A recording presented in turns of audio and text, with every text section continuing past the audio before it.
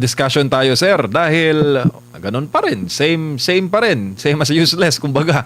Ganun pa rin ang pinag-uusapan at pinipilit pa rin po nila na illegal daw yung pagbibigay po ng pseudonames o ng mga kakaibang pangalan sa mga espiya po ng gobyerno paulit-ulit po. Ano pong tingin dyan ng United People's Initiative? Ba't hindi po nila mag-gets, attorney, yung dynamics po ng confidential funds? Hindi nila mag-gets at walang batas na nagsasabing bawal 100% yung paggamit ng alias. Merong Commonwealth Act noong araw, napakatagal na yung paggamit ng batas ng alias ay bawal kung kunyari umutang ka tapos gusto mo takasan ng utang mo, gumamit ka ng alias para makatakas or para maka-circumvent ka sa NBI clearance o ganon. Pero mayroong mga exceptions doon na halimbawa yung mga artista gumagamit talaga sila ng alias at saka yung para maprotektahan ang buhay ng informant, napakahalaga nun. Mas importante ang buhay kaysa yung mga circular na yan. So yun nga, yung hanggang ngayon talagang hindi pa rin talaga umuusad, hindi nagpo-progress ang prosecution of the impeachment dahil iniiba nila, kinokorrupt nila ang definition ng confidentiality ng intelligence fund. Yun nga yung nakakapagtaka dito Kaya they have to corrupt the definition of confidentiality in order to accuse somebody else of corruption.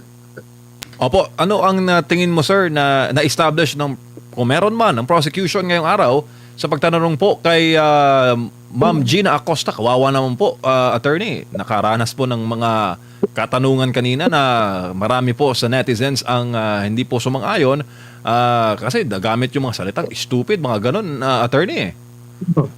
Stupid, scammer, modus operandi. Okay, may stupid pa natin Parang pinapalabas nila na bogo si Gina Acosta, no? Pero kung tutusin, as a disburser, nagawa niya ang trabaho as special disbursing officer. Itong si prosecution, iniba nila yung definition or pinapipilitan nila na merong hard and fast definition yung disbursement sa joint circular ng Commission on Audit. Kung babasahin niyo doon, wala. Ang nakasulat doon yung authority, na-define ng authority ng isang special disbursing officer. Pero yung word na disbursement mismo, hindi siya nakatali, wala siyang hard and fast definition sa joint circular ng Commission on Audit. Opo, sa inyo po sa UPI, sa hanay po ng mga dating opisyal ng AFP at ng PNP at ng mga permadong personnel, bakit hindi na lang kaya AFP ang imbitahan? Kasi, di ba, para may paliwanag, gusto mo kaya nila na mabuyang-yang sa publiko yung dynamics. Hindi, attorney, it doesn't make sense. Doon nga nagtataka bakit hindi yung mismo, yung gumagamit ng alias halos araw-araw for the past 3 decades, gumagamit ng alias itong sa Armed Forces of the Philippines, sa Philippine National Police. Ginagamit talaga yung alias to protect the life and safety of the informant. Opo, tsaka na-establish kanina, attorney, na yung tree planting pala, bakit nasali sa tree planting? Kasi may surveillance bago ang tree planting. Yun yung sinabi ni Gina Acosta. At natanong din kung bakit kasali ba sa confidential funds yung mga lamesa at mga upuan? Meron naman pong, sabi ni Ma'am Gina, may mga ganun pong operasyon ng OVP. Di ba? May mga medical missions naman na kadalasan po, kailangan po ng lamesa at ng upuan. Mga ganung dynamics ba, attorney, na hindi mo maintindihan bakit ayaw nilang tanggapin yung paliwanag? Nagtataka din ka ako ano yung bawal sa lamesa at upuan. For sure, nung hinakaras ng prosecution si Gina Acosta, nakapatong sila sa lamesa at upuan. So kung gano'n, tatalbog lang pabalik sa kanila. Why are they asking those questions on a table and chair kung gano'n? Pero sa talaga, sa counterinsurgency, yung mga ganyan na maliliit na bagay, hindi yan pinag-iinitan. Siguro tanungan nila ano yung value ng table. Kung ano lang yan, kung yung mga monoblock lang yun o ano. Tapos yung talaga, yung pagtanim ng puno, alam nyo ba sa mga agrarian reform communities, sa mga rebel returnee rehabilitation camps, talaga nagtatanim ng puno doon. Tapos binibisita pa kung ano yung progress ng growth of the trees. Dahil kung minsan binibigyan ng livelihood mga rebel returnees. Pero it will take some time, 3 years para i-evaluate yung success or failure of the program. lalong-lalo na sa mga agrarian reform communities, 3 years talaga yon ina-average nila dahil yung first year and second year hindi pa guaranteed yung success ng mga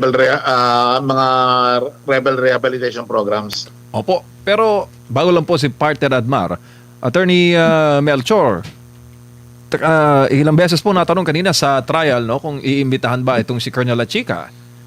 Pinag-iisipan pa raw attorney, tingin mo, para magkalinawan, ba't nila hindi imbitahan si Colonel Lachica? Tingin ko takot sila Takot sila kay Colonel Lachica. It's so simple to at least lang panindigan nila na umattend doon sa sessions o gano'n, or bakit gusto nila itong si Gina Acosta na kasi sa psychologist nila, alam nila na hindi naman ito yung tipong kayang magbitbit ng burst or bag papunta sa mga bundok para ipamudmod sa mga inaakit na rebelde na magbalik loob sa pamahalan, no? So, tingin ko psychological, gusto nilang talaga ipitin hanggang umiyak si Gina Acosta at alam nilang hindi nila magagawa yan kay Raymond Dante Lachica. Attorney, mayong gabi. Delikado po bang may tuturing ng isang judge ay direktang magsasabi na nanakaw yung pinagdududahan pa naman kung saan napunta yung pera? Kasi kanina sa linya ng pagtatanong, parang kumbinsido na siya na merong pagnanakaw at parang naging sangkalan lang itong si Acosta po, attorney. Yun ang misleading question na nakapalupot sa loob ng question yung pinagpipilitan na conclusion na nagnakaw. Kung tutusin, wala baliktad pa nga yun ang misleading question kung tutusin, na meron kang kinakarga sa question mo na tumatalon ka sa conclusion na nagnakaw na yung kung sino man yung inaakusa mo, no? So misleading questions yun. Opo. Yung pagtatanong ng prosekusyon, dahil halimbawa, after na maibigay ni Acosta yung pera kay Lachica, kine-question kung napunta ba talaga doon sa tamang pagbibigyan ng pera o baka ibinulsa or natanggap ng pangalawang pangulo, pero hindi naman nila ma-establish sino ba ang magbibigay ng ebidensya na natanggap mismo ng pangalawang pangulo, sino ba ang magbibigay ng ebidensya na ibinulsa ni Lachica yung pera. Dahil ba after kay Acosta, pagpunta kay Lachica, hindi na alam kung saan na napunta, or pinagdududahan nila kung napunta ba doon sa mga nakapangalan sa acknowledgement receipt yung pera. Tama na po bang paghinalaan agad na mali? Hindi ba yun pasok sa presumption of regularity, attorney? Pasok siya sa presumption of innocence din, at saka presumption of regularity. Kung sinong nag-akusa, kunyari may haka-haka sila na binulsa ng kung sino man after ma-disperse ni Gina Acosta, yun ang may burden na mag-prove ng irregularity. So, hindi pwede magsasalita lang, mag-aakusa lang, tapos walang kasamang proof or evidence of yung sinasabi nilang napunta kung saan-saan, no? Kasi since nanggaling yan sa bibig ng prosecution, edi yung prosecution na yan na nagbigkas doon, siya ang mag-prove. Siya ang may burden na mag-prove, hindi yung inakusahan. Ang nag-akusa ang dapat magpatunay. Opo. Doon po sa terminong pag-disburse ng pera, malinaw po ba kung ano ba yung parang pinaka-ibig sabihin ng pag-disburse? Dapat ba si disbursing officer siya mismo yung magbigay, o yung pagbibigay ba niya ng pera according na rin sa utos ng pangalawang pangulo? At dahil alam naman niya na security officer ng OVP si Lachica, yung pagbigay ba niya ng pera ay parte yun ng pag-disburse, o yung disburse na tinatawag dapat siya mismo yung magbibigay doon sa mga recipient ng confidential funds? Hindi, yung disburse, kasi yung root word ng disburse, dalawang words yun, yung yung prefix, at saka yung burse. Yung burse ay B-U-R-S-E, French word yun o Latin word, na kuminsan nanggaling yan sa bulsa o bursa. Yung, or bag, in short, bag. Pag sinabi mong disburse, nilabas mo sa bag.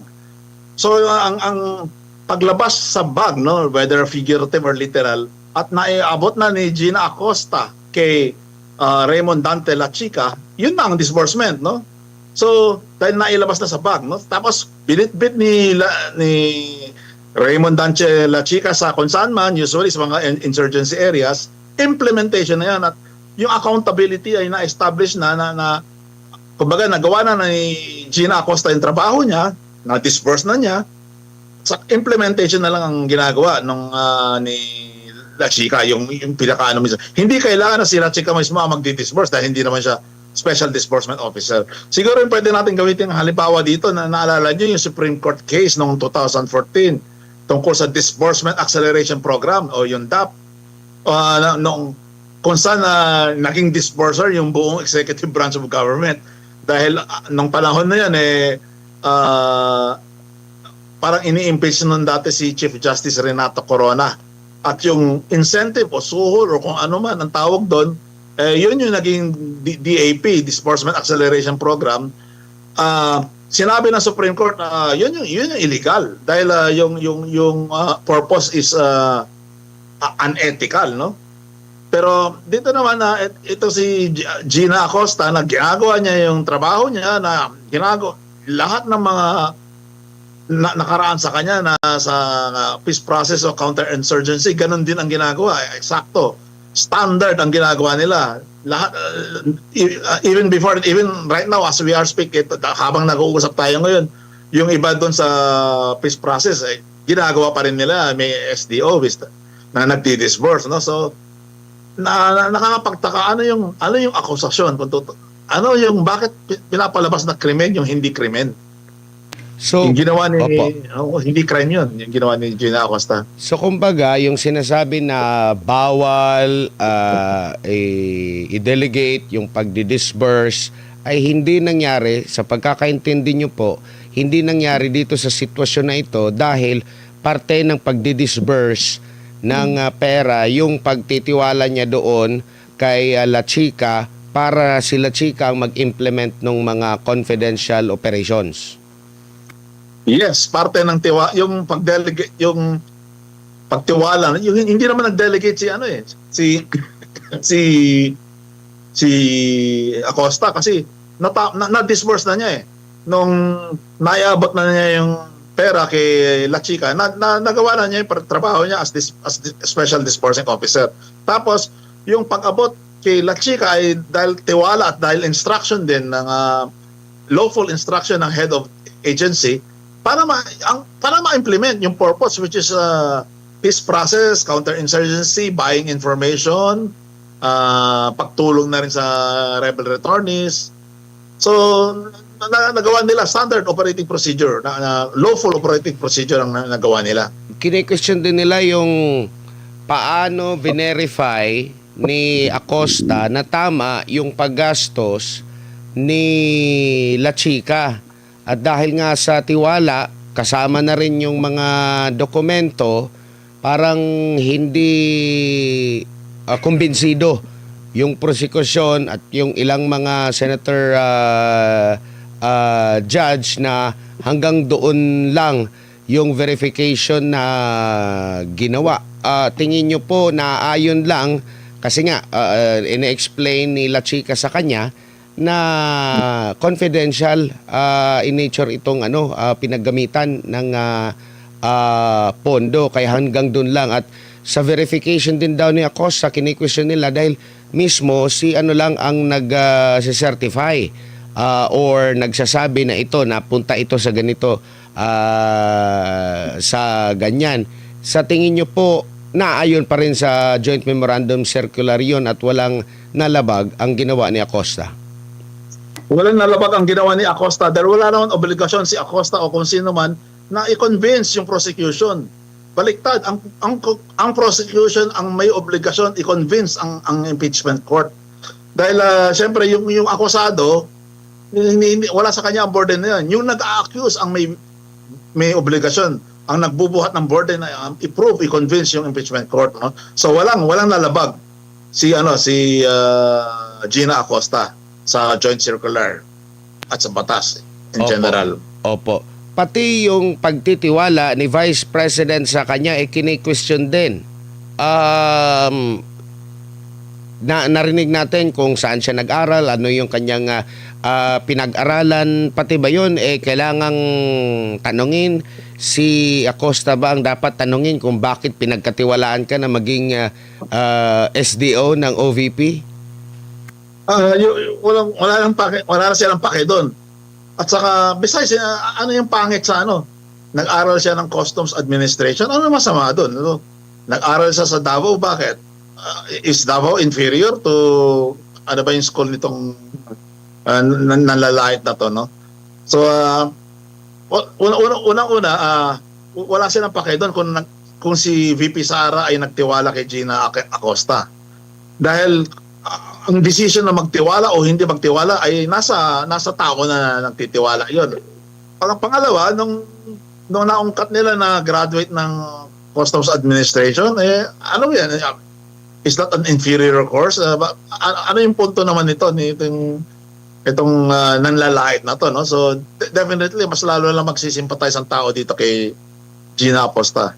Opo, attorney, sumatotal, hindi pa rin malinaw, wala pa rin matumbok na nagawang impeachable offense, lalong-lalo na yung pera ng bayan, laging inulit-ulit ito ng prosecution kanina na yung pera ng taong bayan, napunta sa bulsa o ninakaw ni Vice President Sara Duterte na matinding impeachable offense. Wala pa pong malinaw as of kaninang impeachment trial.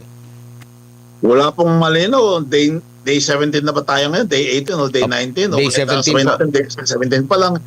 Wala pa talaga. Wala pang impeachable offense na napapatunayan. In fact, yung word na disburse nga, ibig sabihin lumabas sa bulsa, hindi pumasok sa bulsa . So, parang nag-aaksaya tayo ng oras, magkano ba ang gastusin dito kada hearing sa Senado. Wala pa . Sayang ang pera ng taong bayan. Sila ang dapat sila ang dapat ma-audit yung gumagawa ng mga itong sarasuela na to. Opo, attorney, si MJ Paulet. Sir, ano pong mga hakbangin ng UPI? Hahayaan po ba niyo itong ganito na mga diskusyon na wala pong nagka-counter? Wala po ba kayong mga panghimok dyan sa mga retirado pang iba na tahimik na magsalita at magpaliwanag sa dynamics po ng intelligence and confidential funds? Okay lang po ba ito sa mga kliyente po ninyo, attorney? Alam nyo, napansin nyo, biglang tumahimik yung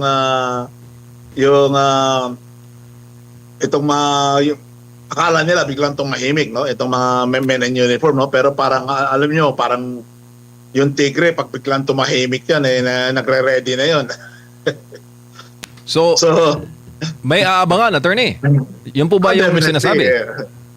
Abangan ang susunod na kabanata. Opo, lalo pat medyo mahaba-haba pa po itong Article 1, itong confidential fund issue na kanila pong isinusulong po sa Senate Impeachment Court. Attorney Melchor. Merong i-disburse yung taong bayan at magugulat na lang yung mga magnanakaw na to. Nako, pakakaabangan po namin, attorney. Mensahe po na nyo sa ating netizens, buong mundo nanonood po sa ating palatuntunan. Sa inyo po ang pagkakataon, sir, at mga nanonood din po sa telebisyon. Una-una, magpasalamat tayo sa taas, sa Diyos, magdasal tayo na wag sana naman masyadong yung disperse ay baka maging disperse at baka maging kung ano pa, no? Pero pagka talagang magpupumilit itong kalokohan na to, puputok ang bulkan, no? So, magdasal tayo na sana maging mapayapa yung kalalabasan ng kumukulong damdamin ng taong bayan.